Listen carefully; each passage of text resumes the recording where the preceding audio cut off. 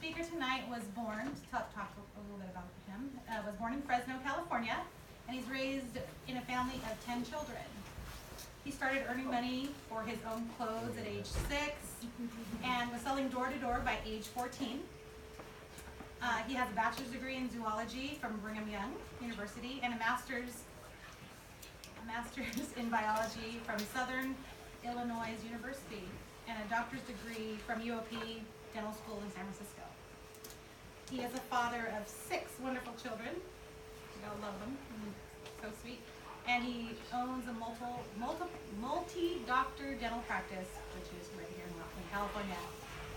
Being motivated by Zig Ziglar his whole life and all of his motivation quotes and stories and whatnot. He became a Zig Ziglar legacy trainer in 2018, just recently, and is excited to present his first goals program workshop with us this evening. And now, Charles Ruffitt.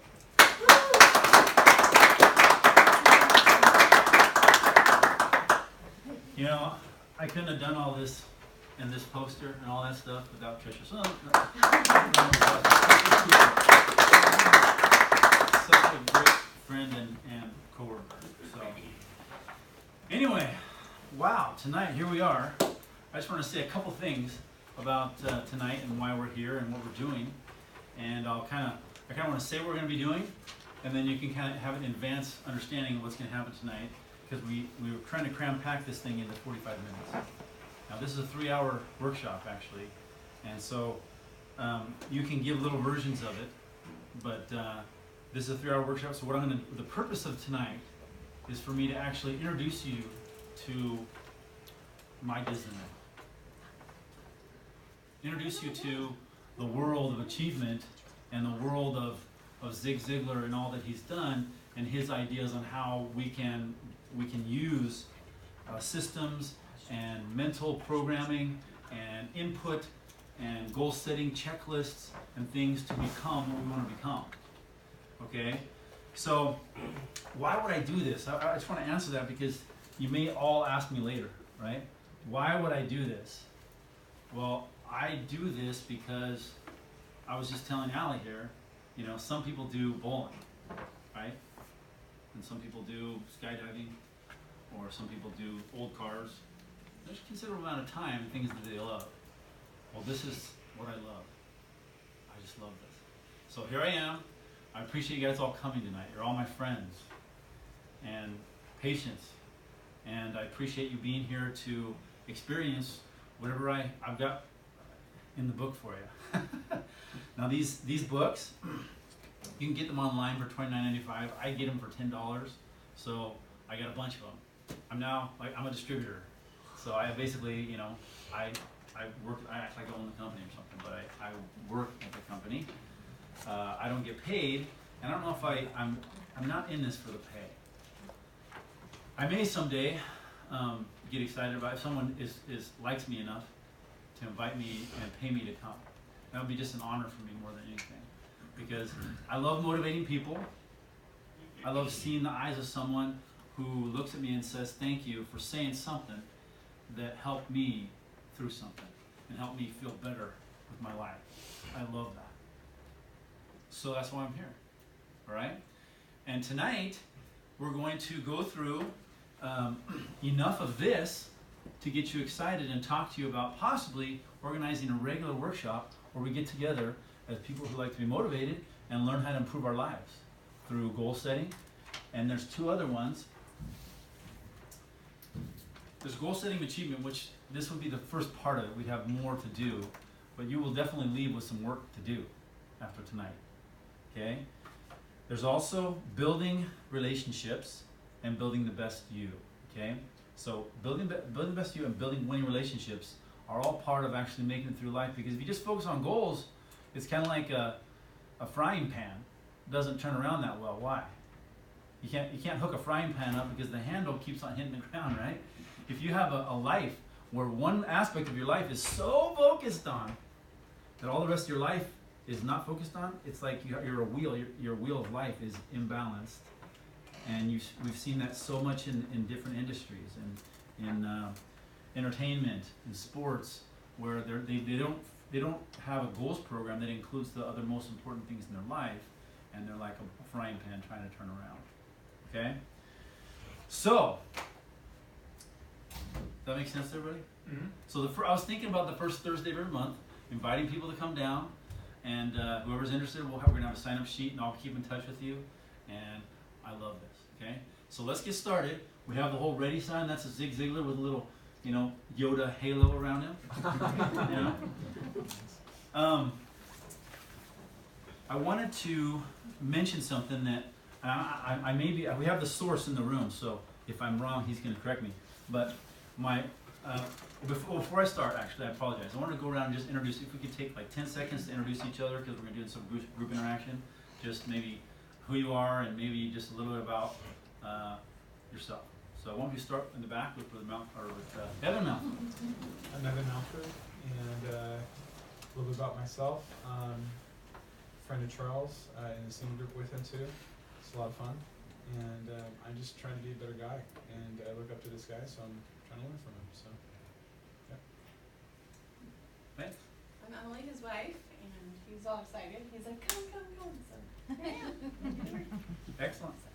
I'm Heather Bird. I have 4 boys, and I live in the same neighborhood as Smith Wade, and I'm just really happy to be here. I'm looking to change things in my life and really looking for motivation.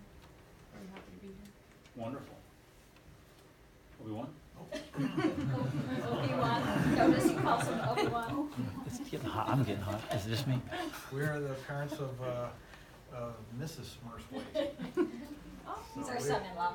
We're here to see what he's all been excited about for years and years and years. He's talked about this and gone to lots of different things, and so it's fun to see what he's been interested in. Thank you. My name is Elias Corey, and I actually work with Dr. Smurthwaite, one of the doctors at this office, and here to learn more about motivation and goals.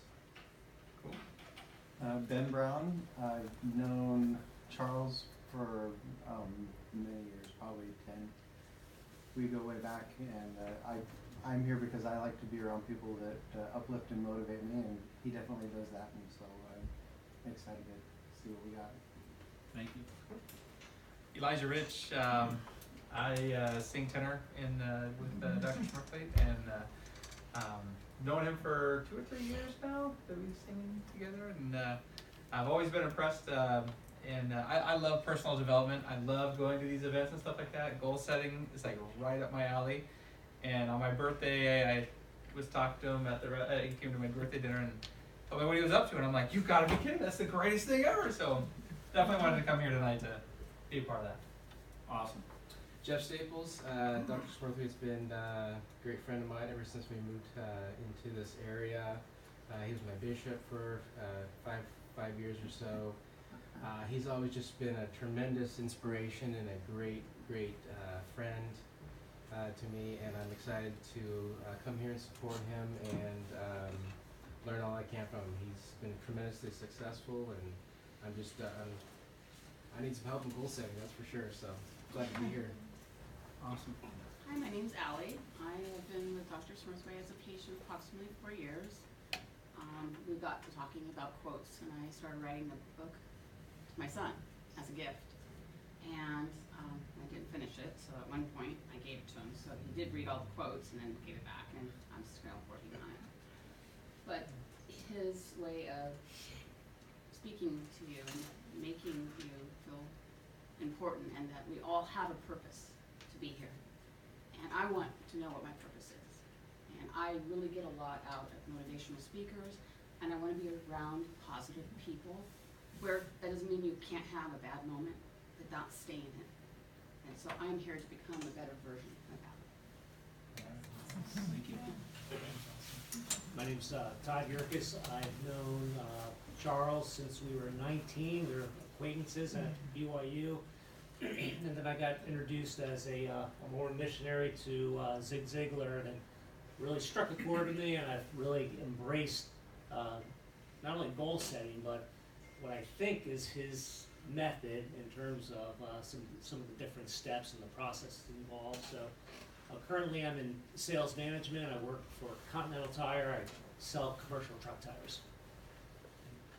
And I'm his wife, Rebecca Yerkes, and I've listened to his tapes of Zig Ziglar a lot over the years, and I've enjoyed them. And I just picture you doing a great job with this. You're of that same mold. Guy that uplifts people around him and is excited about getting things done. So it's fun to see. Thanks a lot. Thank you. I didn't know you were listening to Zig Ziglar tapes. That kind of makes me more excited right now. All right. Well, back to my story then. Now that we've heard a little bit about who we are, we're going to get to know each other a little bit more in a few minutes. But the thought came to me as I was preparing. So many thoughts came to me as I was preparing this. I was kind of struggling because workshops are designed to be more like classrooms where I just have you do homework and I walk around you. But I had so much to say that my daughter Carla, who came to listen to me practice this last night, she said, "Dad, you just speak. Don't try and be a school teacher the whole time." So I'm going to be doing a little combination of workshop plus stand and deliver a message. Okay. Because I think it's important that you understand some of the passion that comes with why, right? So, the thought came to me about zombies. There's a whole video that in the next classes I'll show you called Zombies. And it's people that really have, they're only where they are because of the momentum from the previous day. You know? They don't really have, they don't know where they're going to be next week, and they don't, you know, you ask them, they're just non-goal setting people. And I was thinking about what Obi-Wan Kenobi over here, you know, when I got married, it's like, when you call me Dad, or your first name Scott, he's like, I said, how about Obi-Wan Kenobi? That sounds good. So we had our 25th wedding anniversary, right, Obi-Wan? So, he lived in above Nevada City, and he told me, and to correct me, there was someone that moved in across the street from him who retired, I think it was a fireman, retired fireman, and he worked his life, and retired, and so he could sit and relax. And a year later, he passed away. Is that correct? So, okay, let's look at that again. He worked really hard so that he could sit and relax and just have his brain just go. If your brain goes down, you die. So, next year I turn 50, and I was thinking, that is not my plan. I did not plan on just going. I definitely have plans of some sort to continue exercising the brain. So if you guys are in that same school of thought, we're here tonight doing something that's going to exercise our brains, and that's what I'm excited about, okay? I thought about the Eye of the Tiger. You guys heard of the Eye of the Tiger? Oh yeah. Rocky? Yeah? It seems to me like sometimes I feel like I lose it, you know? Who's been passionate about something? By show of hands. You get passionate. I know that Ben gets passionate about super awesome lighting, you know? Because he's helped us with lighting in our house. I get passionate about having 9 can lights in my kitchen. It's like, whoa, it's the sun. But that passion can go away sometimes. And sometimes, do you ever find yourself like waking up week after week, it's like, I didn't really change this month that much. And it's like Rocky, who was, if you've seen the best Rocky movie of them all, which is Rocky 3. And Apollo Creed. Raise your hand if you know, remember Apollo Creed. Okay, Apollo Creed takes Rocky. You're too young, you might not, you know. Takes Rocky, and he says, why do you want to do this, Apollo? He's like, I want to get back, you know. And he says, all right, I'll do it. And let Apollo be his coach. And he goes to Los Angeles, this rough gym, where he's the only white guy in the gym. You know, he's like, one of these things is not like the other. And they're all just looking at him because I was the enemy last year. And he beat their #1 guy, Paul. And he says, Rock, look at those guys. They got something, Rock. And they're all just looking at him like this. You know, they won't, their eyes right on him. Even though they're moving around, they're looking right at Rocky. You know, they say, what do they got? He says, the Eye of the Tiger, man. Eye of the Tiger. You had it when you beat me, Rock. But that's what you got to get back. Now, that was a little bit of a Rocky 80s reference, but the truth of the matter is that all of us have the Eye of the Tiger. Sometimes we're excited about stuff, And if I leave tonight, and the only thing that happens is you guys walk out of here saying, you know what? I believe in myself just a little bit more. And, you know, something that he said just makes me remember who I really am. And that I can become something great, then I'd be done no matter whatever else I say right now. Okay? So here's the question I need to start with, okay? Is there something that you can do today that would make your family life, your job, your financial situation, your social situation, your spiritual situation, your health, all go down? All get worse. Is there something you could do today that would make all those things get worse? Make your own choices. There it is. Do nothing. You think about Do that? nothing. Oh yeah, there's a lot we could do that could make things really worse, isn't there? So doesn't that go to show them that there's also something that we can do today that can make every single one of them better? Is it possible? I mean, think about your marriage.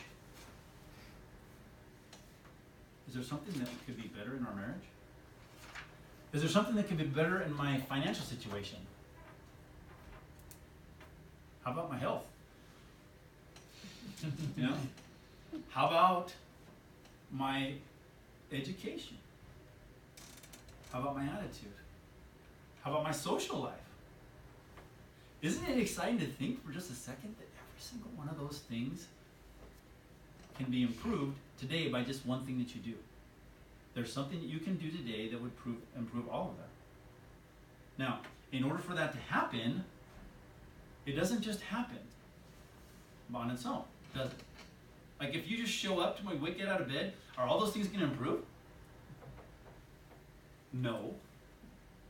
They asked Sir Edmund Hillary, raise your hand if you know who he is. Sir Edmund Hillary?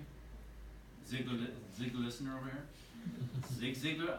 And the things I'm telling you, a lot of them come from Zig Ziglar, and I'm going to talk about him in a second. But Sir Edmund Hillary was the first man that scaled Mount Everest. Do you think for a second that they actually came to Sir Edmund Hillary and said, Sir Edmund Hillary, hey, how did you do it? That's crazy. No one has ever done it on Earth. You think for a minute he said, well, I was just out walking around. I was up there. No way. Do you think that for a minute, have you ever heard of Howard Hill besides you? Howard Hill, anybody heard of Howard Hill? He was a famous archer, 286 archery tournaments he entered, and 286 times he got first place. He started to get so famous that they had him in the news and newsreels of him killing a Cape buffalo and a shark that's 10 feet underwater with a bow and arrow.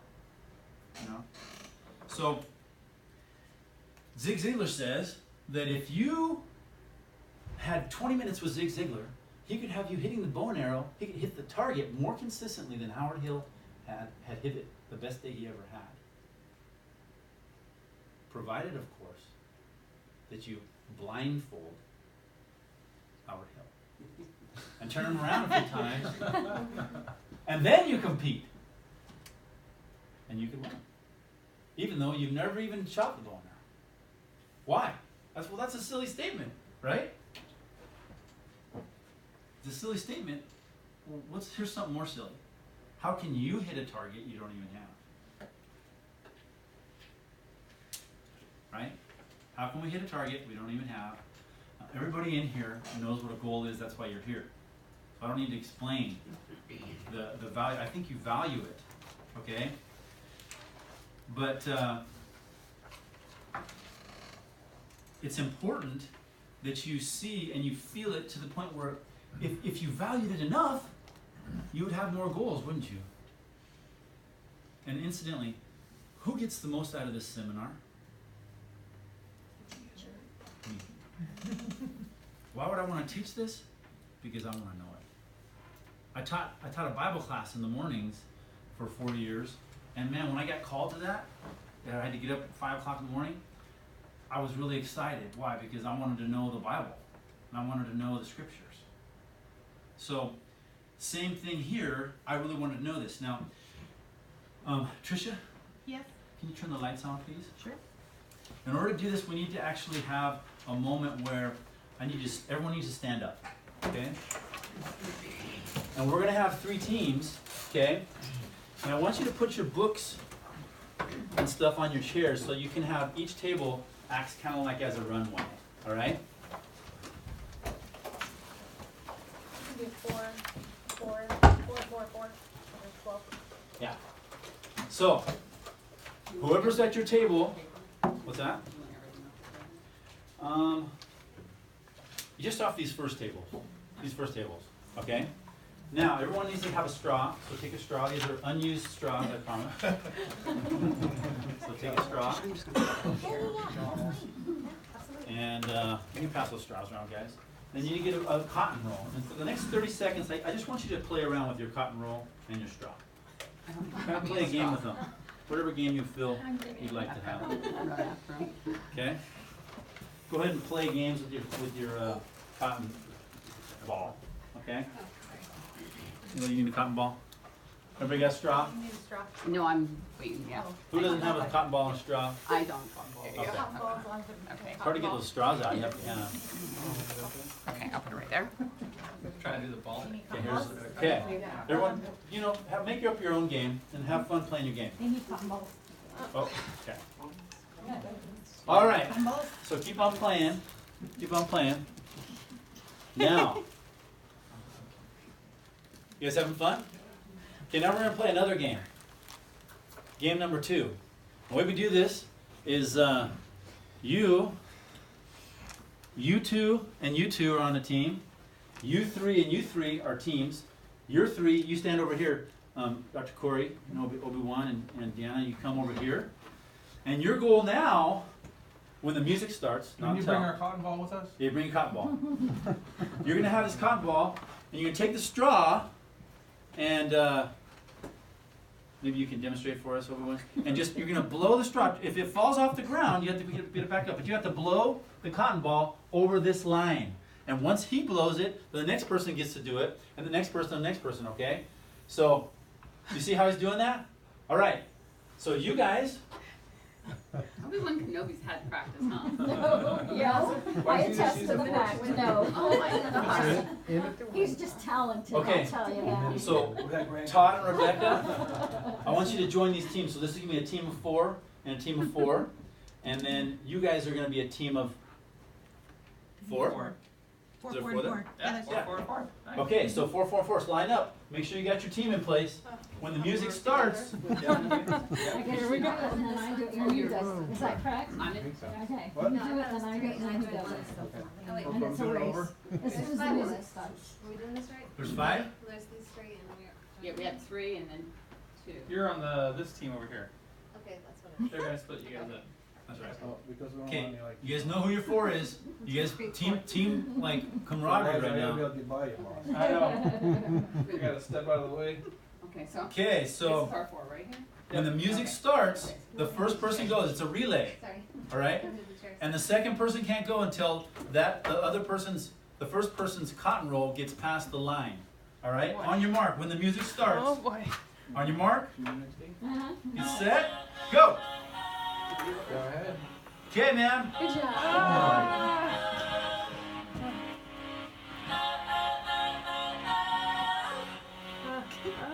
If it falls off, just grab it and put it back up. Okay, next person, go. We got one person down here. We got one person down here. We got 2 in the middle. Let's go, Jeff. Come on.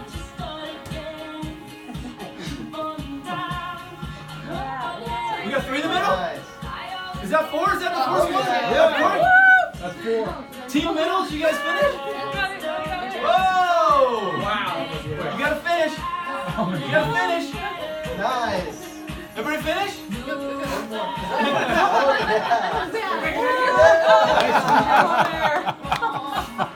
All right. Okay, thank you guys. Sit down back in your chairs. Very good. Full of hot air, huh? Exactly. That game blows.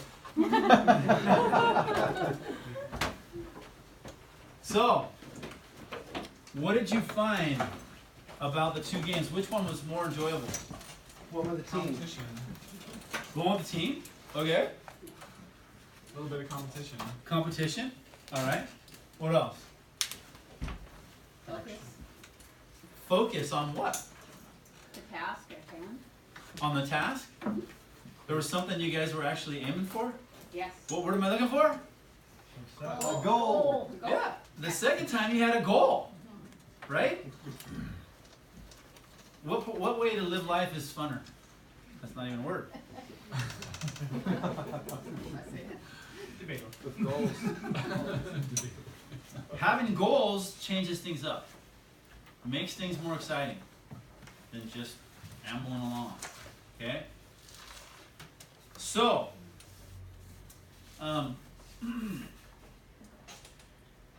what's some of the benefits of having goals? I just want to take like a couple minutes to have you guys tell me what comes out to your top of your mind. It's like, what are the benefits of having goals? Purpose. Purpose, okay. Specific target. Target, okay. More productive. You're more productive with goals. Okay.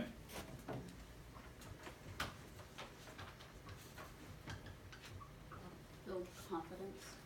Confidence, absolutely. More predictable outcome. More predictable outcome. I know that sounds weird. Yes. You're progressing. It's true. Well, it's more predictable outcome. If you have a goal and you're actually going for it, it's more predictable than not going for a goal. So, more predictable. It's a way of measuring success. You have a way to measure your success.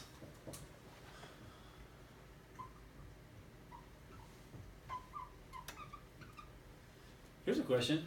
If you have really defined goals and you're excited about them, how does it affect how you feel? Oh yeah, definitely. Goals, people are happy people. You don't usually see people that are on the streets and asking for money down and like living on the streets that are, like have a lot of goals. Really? I mean, if you could teach people to have more goals in society, what would happen to our society? Well, prosper. Oh yeah, here's another question. If you have goals and someone does something that's offensive, do you have a lot of time to stew about it? No. You don't have time to get upset. You do not. I know, because I've been like so excited about something, and then at work all of a sudden something happens and it's like, aren't you upset? I said, no, I'm too busy.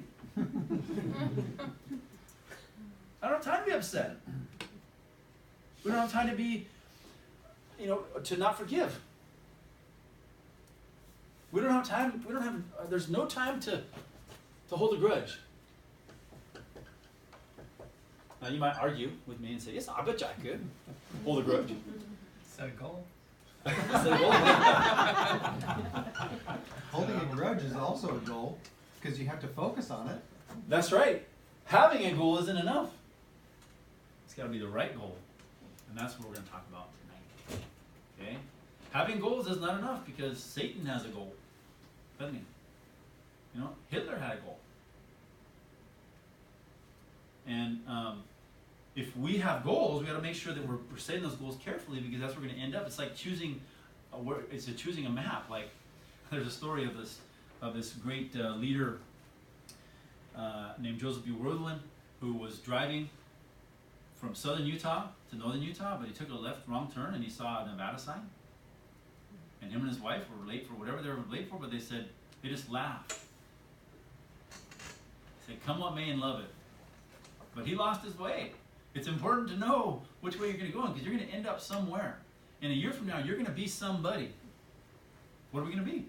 And I say we because I'd like to have some fun with this together. I'll share with you my goals. We're going to be writing down our goals in a minute. So, I was going to just give you a 60-second understanding of what made me get into Ziglar before I go into the goals program, because I think maybe, I wanted to. When I was 8 years old, I had a situation where I was in a family of 10 children. And I we didn't have a lot of money. We were in Fresno, California, and my father was a college, a religious professor in the community college in Fresno. So I didn't get, my shoes were all hand-me-downs, except for one time my dad brought me home some new shoes. They were blue with 4 white stripes on them. I was like, 4 stripes instead of 3. Whoa! I was just like, going. And I didn't know if you're old enough to understand this jingle, then maybe you're old. But everything you want from a store and a little bit more. What is it? I've never heard Safeway. You never heard that song? Okay. That's from the 70s. There used to be their jingle. Everything you want from a store. And I remember it because it was traumatic for me. So I get to school, and there's very few white folks in my school, which is fine. But it just happened to be the most popular kid in the school was this black kid named Eddie Murphy. He's a great kid. And he was like Eddie Murphy. His name was not Eddie Murphy. He was just very popular. And during recess, he stopped the recess. There was like 500 kids out there, and he raised his hands in the air and just said, "Stop!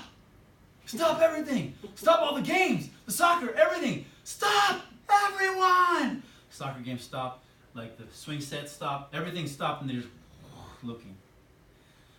Look! Look down! Look at Charlie! Charlie has Safeway shoes! Safeway!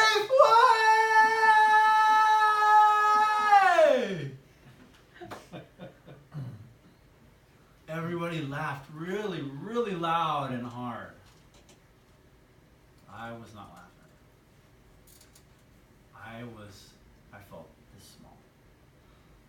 I was 8 years old, and I went home that day, and I don't know if it was that day or that week, but I started knocking on doors around my neighborhood and asking the ladies in the neighborhood if I could mow their lawn. And I was 8. Something clicked inside me and said, I'm not going to have shoes like that. You know, my shoes are not that important to me now. I'm happy to wear Safeway shoes. But back then, when I was 8, I had a inferiority complex, and I started selling. I ended up having no money for college. My dad for college said, "Son, you want to go to college? Go ahead." That's about how we had financial support for college.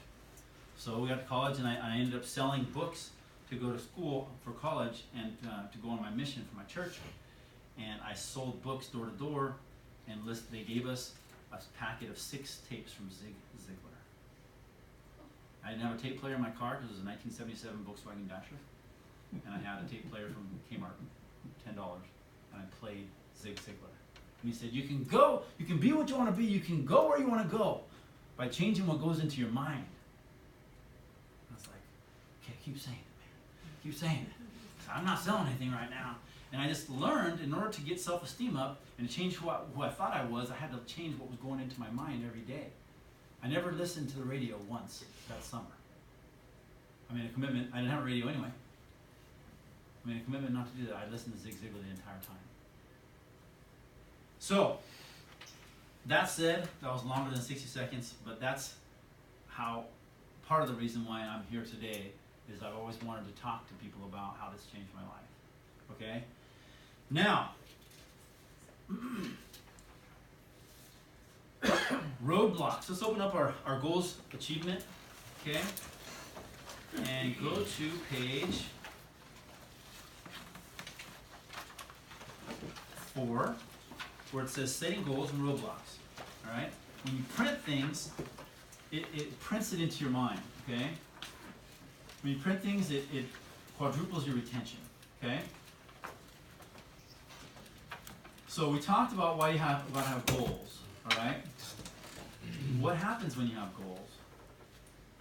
Your goals define who you are, and when you're focused on goals, you don't have as much time to get upset at things. Okay? Now, Zig Ziglar talks about the day before vacation attitude. Raise your hand if you ever heard about this. The day before vacation attitude. The attitude is this: if you had no plans to go to Puerto Rico, and someone calls you and said, I have a $10,000 vacation that I cannot use because I just broke my leg and it's non-refundable. It's tomorrow morning. Can you go for me? It's going to be in a chalet on the beach in Puerto Rico, and it's all you know, it's flight and everything is covered. Could you go for you and your wife? Is it possible? Some people say no. Can't transfer flight tickets that late. So, is it possible that you might say, I can make it happen, right? And that day, is it possible that you might write down a list of things you might want to accomplish? Who's ever written down some things they can accomplish before they go on vacation? The day before. Who gets stuff done the day before they go on vacation different than other days? Or the day before the Ziglar seminar?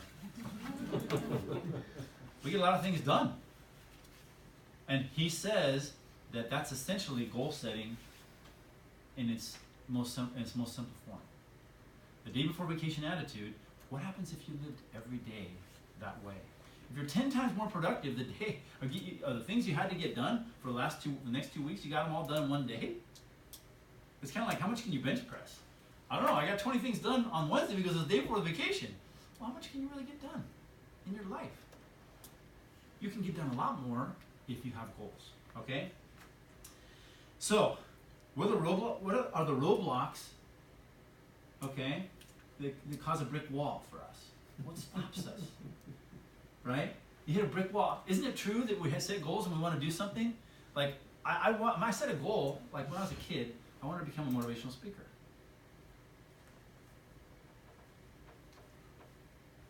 Tonight, it's like my first step ever doing something for that because I've been paying for my family. But there's 2 pieces of tape up here. They're 7 feet apart. Who thinks they can just jump this? You think you can? Mm-hmm. Actually, Al, you want to come up here for a second? I want you to see if you can jump over this line right here. Start at that piece of tape and just jump. No? Anyone else want to try? Well, you got this. It's gonna be embarrassing. I'm going to push the screen back. There's not much of a landing spot over there, was there? Go the other way. This is an inner office danger. Whoa!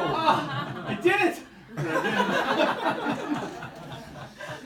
Okay, so the demonstration was perfect because you see how much he put forward to do that? Does it seem like sometimes that we look at a goal and we say, I'm going to do it, I'm going to get everything, it's going to be so hard, I can do it if I really go crazy, and you know what, that's a brick wall right there. Just imagining yourself trying to actually jump that far. Actually, Allie had the right idea because I didn't say jump it once, did I? Nice. I jumped across that line, didn't I? That was pretty deep, but whatever the case. Moving on. So we hit brick walls, and there's 4 reasons why people don't set goals according to the Ziglar system. Number 1 is fear. Okay? The number 1 reason is fear, and if you write this down as we go, it'll help you to remember it. Fear he calls it an acoustic, which means false evidence appearing real. We have things that, let's say, if you think of a goal, just something that you've always wanted. There are things that you fear that make it so you don't have that goal today. False evidence appearing real. Okay? False evidence, that's on page 4. Fear is false evidence appearing real. Okay? The second reason that people have poor self-esteem is because they have a poor self-image. I mean, the reason that people don't receive their or attain their goals is because they have poor self-image. If I don't believe that I can sell books door to door in order to pay for my school, am I going to sell books door to door? If I don't believe I'm going to become a dentist, am I going to become a dentist? I'm a dentist, by the way, if you didn't know. I was told by Dr. Bloxham, who was the pre-dental chairman at the University, Brigham Young University, he says, you should get into something else. You've had a lot of fun in college, your grades are not to the point where you should be applying to school right now. you should get into a different profession.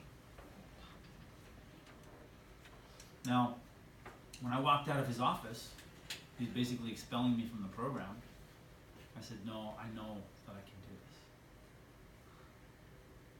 If I didn't believe it, do you think I'd be standing in an office right now that I own? Took me a long time. He also had to study in this tiny little storage room under their apartment that they were managing, and he could not leave ever for a night because he promised the lady they would never leave, and it was amazing watching him get through it. It was amazing. He did way more than most people would do. Whatever the case, the thoughts and words and principles that Zig Ziglar taught me have resonated through my life. I mean, at a drop of a hat, if someone told me who Johnny was, I'd say, Johnny! Johnny is who Zig Ziglar says we should all be like. Who's that? He's a guy that he went to school one day on Friday, and the teacher said, hey, Johnny, and everybody, on Monday we're going to have sharing time, so this weekend pay close attention to what you've been doing. And if this weekend, anything happens, we're going to have sharing time on Monday. So Monday, Johnny comes, and he says, and he's so excited to share what he's going to have. The teacher says, Johnny, I can tell you're excited about it. Why don't you be the first one to share? He's like, yes, sir, man, I do have something to share. So he stands up and he says, okay, this weekend my daddy and I caught 75 catfish. And each catfish weighed 75 pounds. And the teacher said, now, Johnny, that can't be true.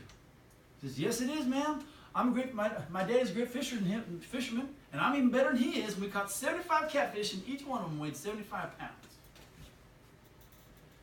And she said, now, Johnny, that can't be true. Let me just say, if I was to say to you that on the way to school today, I was walking my 3-pound yellow dog, and a 1,200-pound grizzly bear jumped out from the bushes and attacked us, and my 3-pound yellow dog jumped up, grabbed the grizzly bear by the nose, shook him, and killed him. Now, would you believe me? And Johnny says, oh, yes, I would, ma'am. As a matter of fact, that's my dog. Now, sometimes we just need to be a little bit like Johnny. There's a lot in these courses that talks about becoming a better you. Because everything that you do, you can't do anything with positive thinking. It won't let you do anything, but it'll let you do everything better than negative thinking will. Now, am I quoting Zig Ziglar? I am. These things are just in me my whole life. That's what it is. Zig Ziglar follows everything that means everything to me, including putting our family first, including staying away from pornography, including having clean language, including having a positive attitude instead of a negative attitude, including having integrity be your number one asset, including spending time, making a better marriage, like courtship after marriage, raising positive kids in a negative world. You should just Google Ziglar. It will change your life. I told my brother Ben to do that, and now he's down in San Diego listening to Zig Ziglar as he drives because he just Googled it. And he's a construction management guy for a high-rise in San Diego. So people have poor self-image, and so it makes it so they don't set the goals. That can change. People can grow, people can change. Ask me sometime about my friend Mike that I sold books with in Southern California, how low his self-image was, but every single day he came to me and made me eggs in the morning and said, can you teach me how to sell? And he was the last place out of 100 offices throughout the country, and I was #1 in the nation. I'm not trying to brag on myself, I'm just teaching a concept. He and I were together. At 6 o'clock in the morning, he'd get up and he'd say, can you teach me and go with me one more time, Chuck? And I'd say, and that's how we talk. He's like, this is just really low. I'd say, first, Mike, you need to have a little more voice inflection. So let's try that. Put that on the ground and show me how you show those books to people. And he'd say, you put the book on the ground and go like this. Now, these are really nice books, and these can help your kids learn how to have values. And I'd say, That's awesome. Now let me just show you the way I'm doing it. And I'd put the book on the carpet and I'd go, is that incredible? I mean, really? And he would say, I'd say, hey, no, go ahead, Mike. And he'd go, is that incredible? I said, Mike, a little bit louder, come on. Is that incredible? I'm like, you're getting better. Now, I'm really, one of the greatest things that ever happened to me in my life is that it goes from May to August, and on August 15th, we got a newsletter for the nation.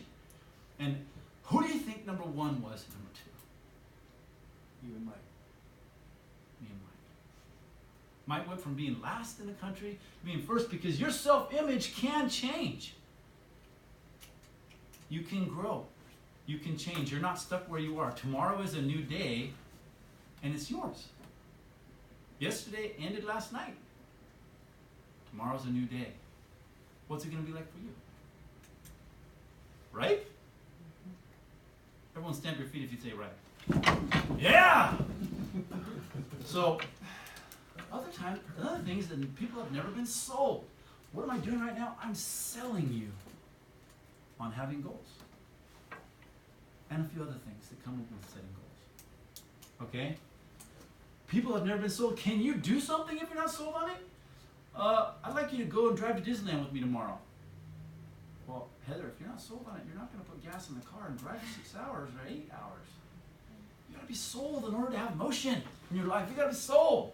Is it good to be sold? Yes. Selling is actually a good thing because it's enthusiastic declaration of the truth. Enthusiastic declaration of the truth is true selling. Enthusiastic declaration of the truth. That's all it is. I don't like salesmen. My wife said she'd never marry a salesman. She did. Well, I had to sell her on it. So you need to be sold, and you don't know how. Some people say, well, I got a goal, but man, the days wipe my brain out. I wake up in the morning, on Monday morning, and I go to work, and I'm like, by Friday, it's like I totally forgot what Sunday night I put together. Who's ever had that happen? I mean, I wrote it down. There's got to be a plan to overcome our own inertia problems, our own memory problems, right? So, we're supposed to have a discussion at this point, but it's part of the 3-hour seminar, so I'm gonna go past this. But I just want you to think to yourselves: example of false evidence appearing real. Which of the 4 reasons applies to you, and what can you do to overcome that reason? Just think for a minute. Do you know of an example right now of a false evidence in your life that's appearing real that keeps you from achieving your goals? Maybe you want to lose weight. Maybe you want to have a really great marriage relationship. What's the first thought that comes to your mind? If the thought comes to your mind that says, I would, but my spouse won't kind of let me. Could that be a false evidence appearing real, Jeff? Absolutely. I would like to have a better income. I'd like to sell more houses. But the market is so good. What happens? When we say the goal, and immediately what does our brain do? Tell you why you can't do it. Exactly. But is it really true that you can't do it? Some of the things that come to your mind may be some truths, but it doesn't mean that you can't do it. Okay? There's no absolutes with this, but the general principle is true here, that you can have evident things that come to your mind that stop you, okay? How to develop your goals program. First of all, you go to the next page here.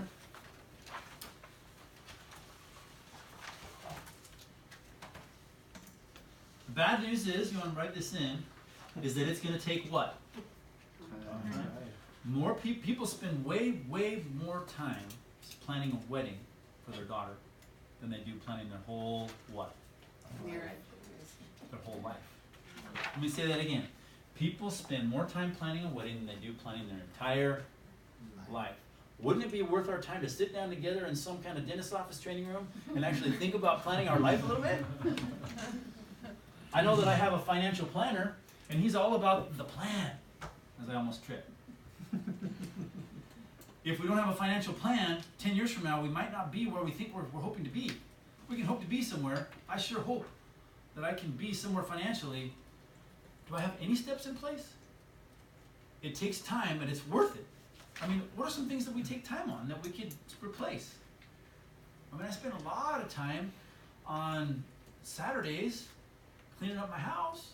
Who spends time on Saturday cleaning their house sometimes? Cleaning their house in the yard? Maybe we could say, you know what, on Saturdays, can I just spend like 20 minutes a Saturday to plan my whole life? Anybody up for that? Is that something that's feasible? Not too crazy? Trish, you there? To properly set your goals will take as many as, this is the Zig Ziglar system estimate, 10 hours. Hey, some people have watched the entire Star Wars trilogy and so forth for 10 hours.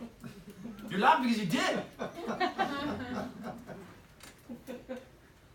10 hours to plan your whole life.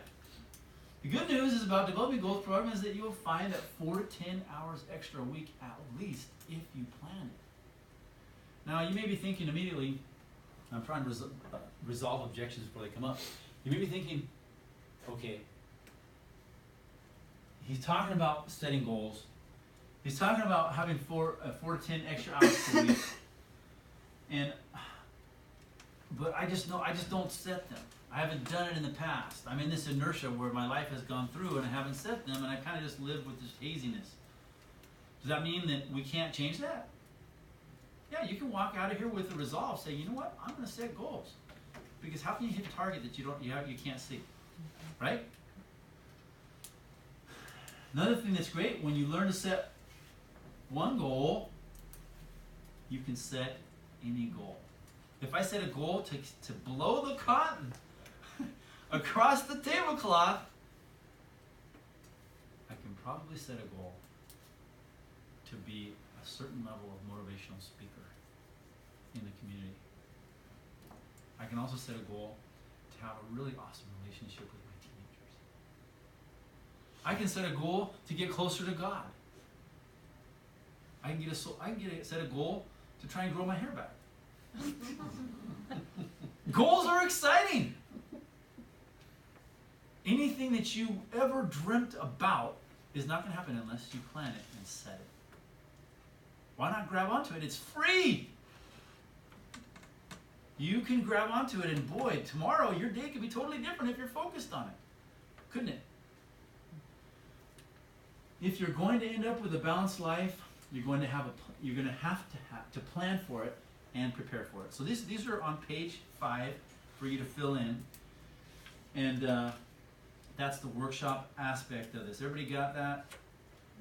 So dreams versus goals. What's the difference between dreams versus goals? Dreams are I mean, wish. actually, where does dreams fit in with goals? Goals are written down. Goals are written down. Dreams are wish. Yeah, we already did the jump for glory. And who remembers this from? Who's this from? Where the sidewalk ends. I did not pay for this. This is probably illegal. But this is a free seminar, so I think it's fine. This is straight in Google. Well, what's the point here? This is a pretty big goal. A little bit at a time. I'd like to eat a whale. I didn't show the next picture, which shows the whale bones. I should have put that, but I was busy days the last 3 days. But anyway, you can have any goal one bite at a time. Dreams versus goals. Everybody turn to page. This is where you're going to start writing. Okay, turn page 6. Okay. Tonight, I know that's 7:56, and I'm supposed to be done in a few minutes, but just let's start this. You guys okay going to 8:10? Everybody okay going to 8:10 noon? If you have to go, it's okay. I can fill you in. Okay, I want you to try and scratch out one area that maybe doesn't seem like that's your area. Like maybe mental is too much like personal. For me, that's the way it was. I thought mental and personal was kind of the same. But what areas are in your life? Everybody has health, right? Everybody has physical. What physical goals do you have for yourself? Do you have any? Just maybe put one goal down, all right?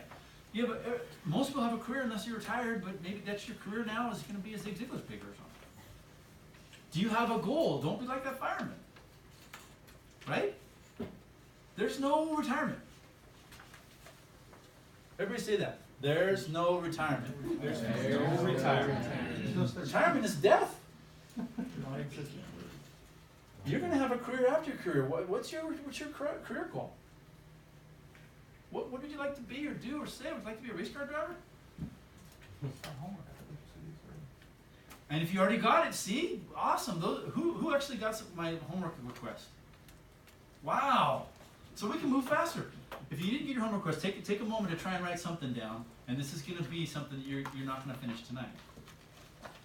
This is something that I'm asking you to finish before next month, though. Take time to write down these goals. Maybe talk to your spouse. Is it possible that talking about the goals together could bring you and your spouse closer together? I would agree. Spiritual. If you don't believe in God, then, Higher power. whatever higher power that you believe in, there is a higher power, I can assure you. What do you recognize there? Because you are mental, you are physical, and you are spiritual. All of us are spiritual. Career, family. What do you see your family? Is there something we can improve in our family? I know that our family could have a little bit more nice dinners, or there's things we could do together. Maybe we want to go on a family trip. Maybe we want to have more family dad time. What about, and this also includes your marriage. You might want to cross this out and say, this is going to be totally a marriage category, okay? So this is the dream sheet. Goals dreams start the process of goal setting. But now let's get down to the understanding here. Remember I told you about how? And I also explained this is it's kind of a commercial for things to come. I can't give the whole 3 hours today. I'm giving you as much as I can why don't you see the fire in my eyes? Okay, the eye of the tiger is real.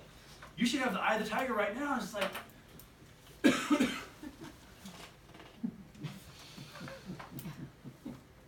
right? So,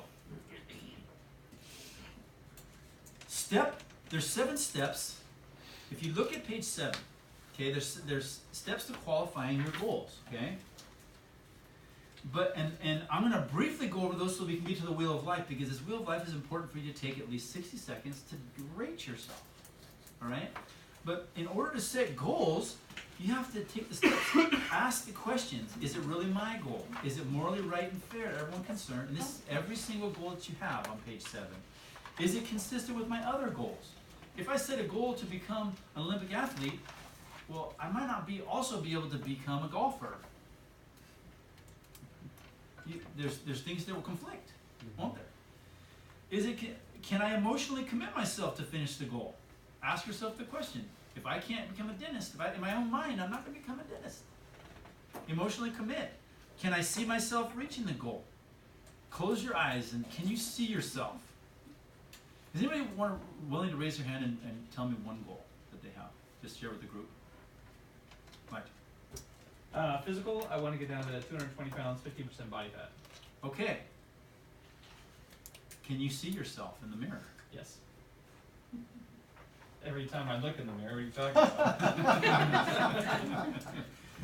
Okay, so you got to see yourself. Will reaching the goal make me happier, healthier, prosperous, friends, peace of mind, secure, and have good relationships with others?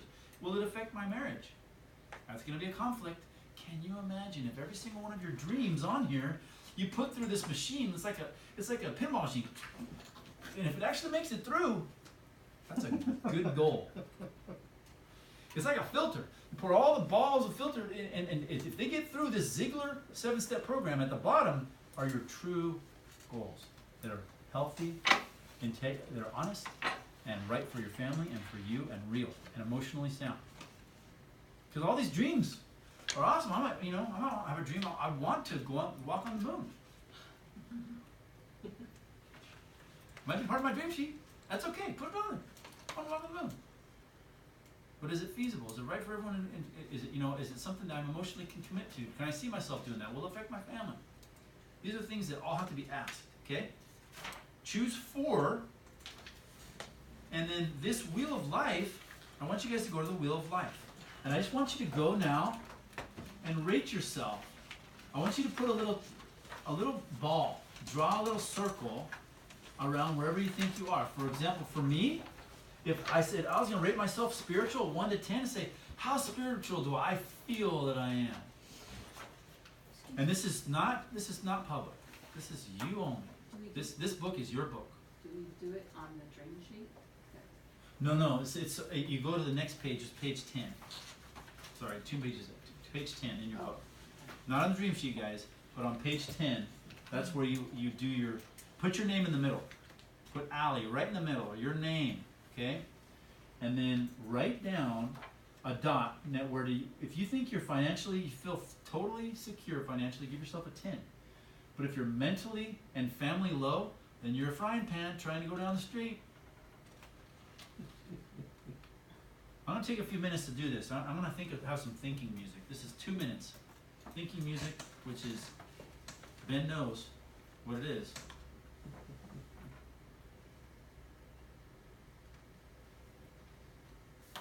This is my thinking music.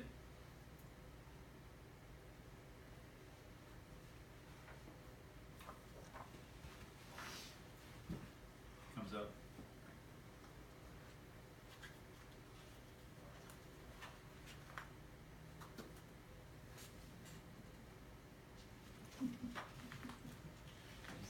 This is good music.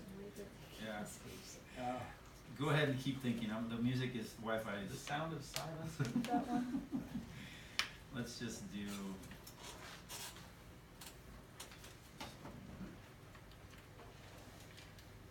This will be.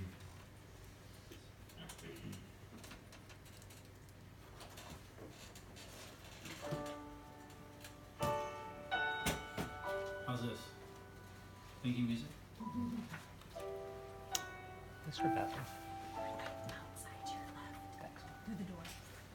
And to your left.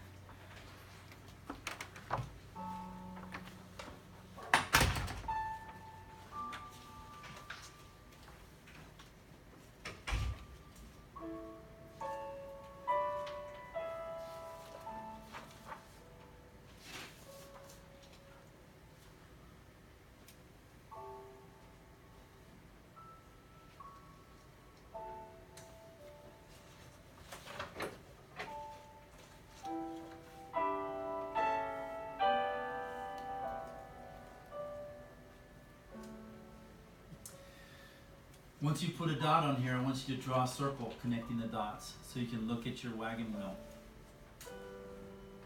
And think of yourself as that wagon wheel.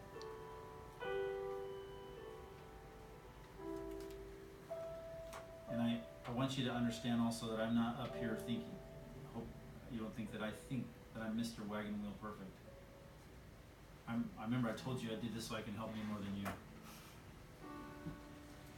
Well, I like helping people, but this is going to be helping me more. I'm taking what I'm saying.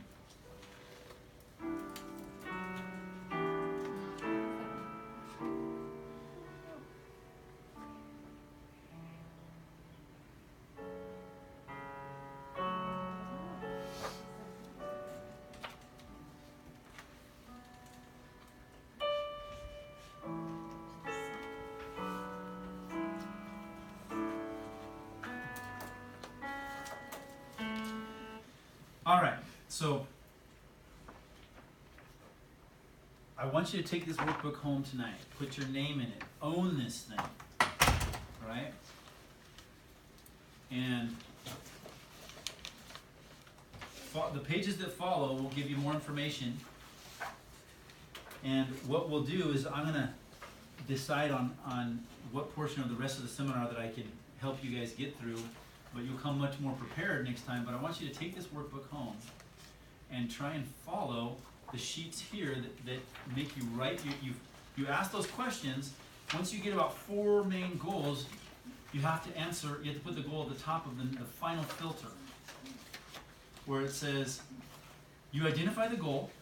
This is on page 13. Okay, you identify the goal, and then you list your benefits for reaching the goal. If you don't have benefits, if I don't have benefits for actually holding these seminars, I won't hold these seminars. Benefits for me is just the opportunity to be together with people like logs in a fire. They're all trying. It really lifts me to be together with people that are trying. I love it. There's other people you can hang out with that aren't so great, you know. But to hang out with people that are trying to set goals is a good group of people to hang out with. Okay.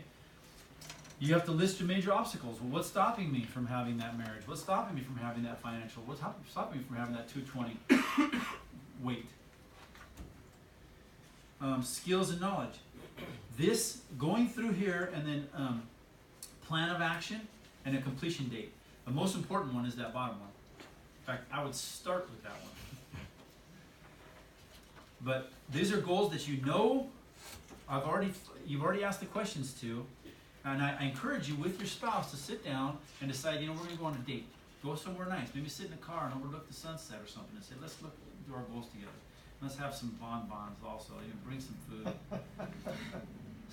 Make it fun. This is the most important date that you can probably go on in your whole marriage so far. How close can you guys get? And believe in yourselves. I want to end this seminar by telling you a story that helps you maybe think about who you are.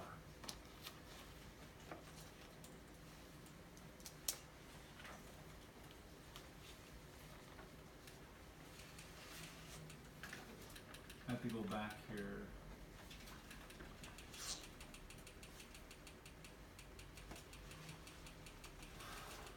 The most important thing in your life is going to be your family relationships.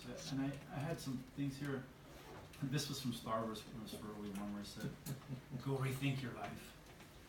You guys remember that in the bar? He says, "I'm gonna go sell sticks." He's like, "I think you should." Obi-Wan, he says, "Go rethink your life." I was gonna say, if you don't have goals, go rethink your life. But anyway,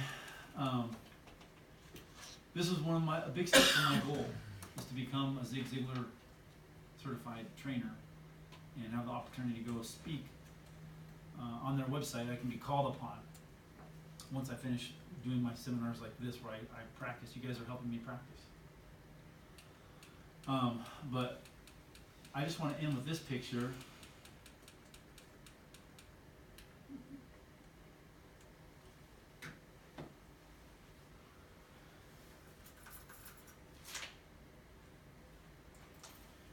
Ben Hooper.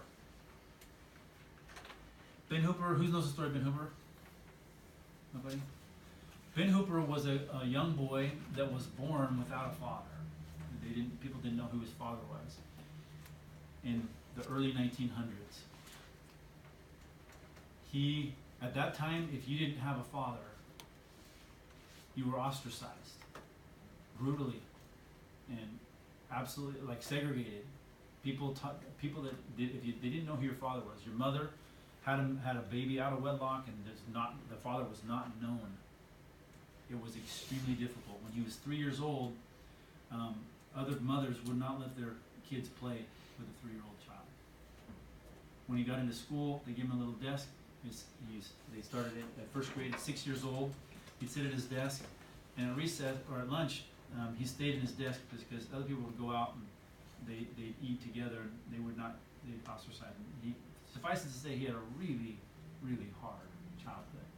When he was 12 years old, he was in the hills of Tennessee in a small town, and there were preachers there that would come to town. And the preacher came to town, and it was a good preacher. More people started going to church, and he heard about him. He'd never been to church a day in his life. He didn't even know who God was, really. And he decided to go to church. He'd come in late and leave early, so no one would know. He didn't have to interact with anyone. He'd just come and sit in the back and listen to the preacher, and he'd leave early. One day, the preacher's words were so moving and so uplifting that he forgot to get up and leave. He was 12 years old. And he finished his sermon, and everyone stood up, and the aisles were full, and he could not get out. And so he was trying to get out, and he felt a hand on his shoulder. And he turned around, and it was the young preacher. And the preacher said, "Whose boy are you?" And at that question, the entire room fell silent, because everyone in the room wanted to know whose boy he was. And Ben Hooper froze. and the preacher with more insight than he knows he probably had.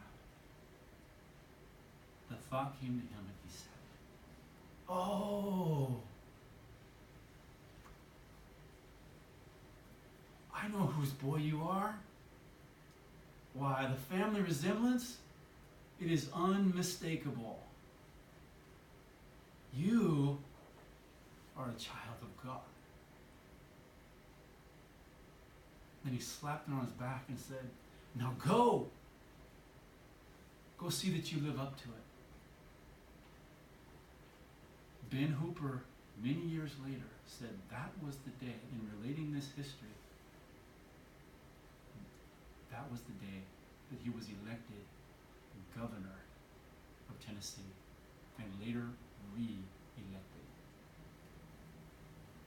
I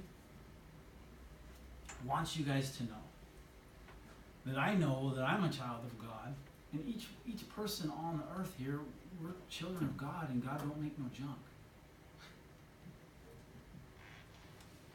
If that's true, can you really say that I can't get my goals, that I'm nothing? I think if you do that, you'd be insulting God. Because each one of you has incredible potential. So I say to you tonight, go this month. Listen for my emails and texts. Consider coming back to learn more about ways we can focus and get these goals, and you can come back with problems, we can solve them together. And I'll tell you more about how Zig Ziglar tells you. Look up Zig Ziglar on Google. Listen to him. Try and commit to listening to 5 minutes of Zig Ziglar a day. If you can do that 5 minutes a day while you're getting ready or whatever, it will affect you. He will remind you of what I just told you, of your great potential. With that, I thank you all for coming.